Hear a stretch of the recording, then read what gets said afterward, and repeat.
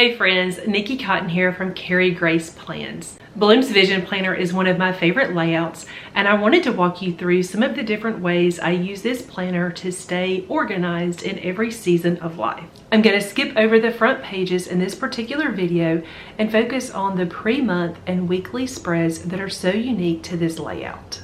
If you need inspiration for how to fill out those front pages, I definitely recommend you check out Bloom's free Facebook community. I linked it below. The guides tab of this group has tons of community inspiration for all of these amazing pages. Let's take a look inside my Bloom Vision Planner. The first thing you're going to see when you open up your new month every month is you get a vision page. This is a page dedicated to you writing out your goals and visions for each month. You'll notice you have 7 predetermined categories and then 2 categories that you get to fill in yourself. I really like this because some months I have things that I really want to focus on that I don't really feel like fit in these categories, so this gives me the perfect place to do that.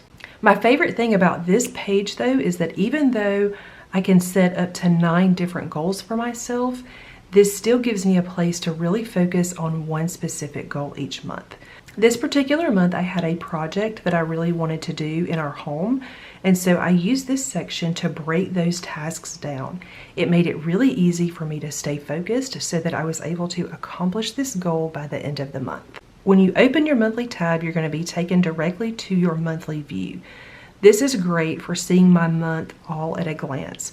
I can see when we're getting paid, I can jot down practices for my kids, appointments that we have, things like that. I also really like the notes section. Sometimes I use the notes section to kind of expound on things that I have written in. So let's just say this particular night was a family night.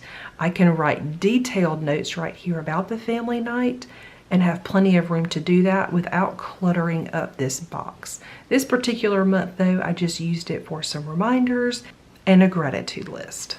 My favorite thing though about the Bloom's Vision Planner is the vertical layout.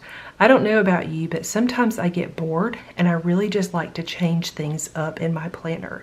Another thing that I really like this layout for is that as my life changes and as seasons change, my planner doesn't have to change. I can still use this layout and create space for the things that are important to me.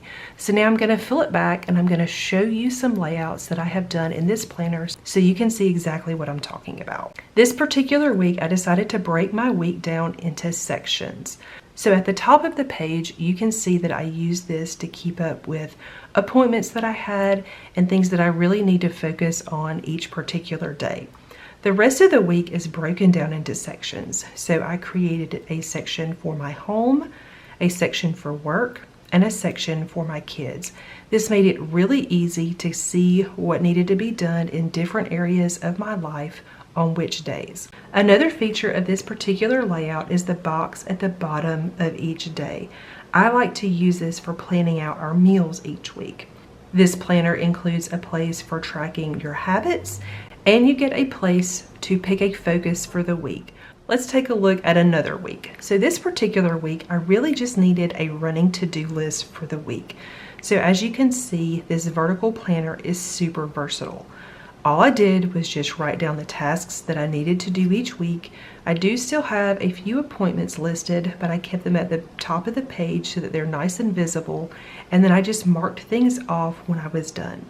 And don't forget about your list on the left sidebar. This is a section for you to write in your notes, ideas, and to-dos. My favorite way to use this section, you will notice throughout all of these different spreads, is that I like to list my tasks that are not day specific. This particular week, I decided to break my days down a little bit differently. I used a highlighter and a ruler to create different sections. I created a section for today and to do. So in my today section, I like to list out all of the timed things that need to get done. And then for the to-do section, I just used it as a running to-do list. So again, you can see from week to week, I'm able to change my layout to make it work for me that particular week. This week is similar to the week before, but also a little bit different. Instead of having 2 sections, I break my day down into 3 sections. I've got today for my appointments, to do for my running to-do list, and then work so that I can keep track of all of the work tasks that need to get accomplished. I'm still taking advantage of my weekly to-do list, my routines, my menu planning, and my focus for the week. Some weeks I find that I need a little bit more structure and can really benefit from either time blocking or listing my tasks and appointments in the order that they need to happen so that I can see the flow of my day. So this particular week, you can see that's what I did.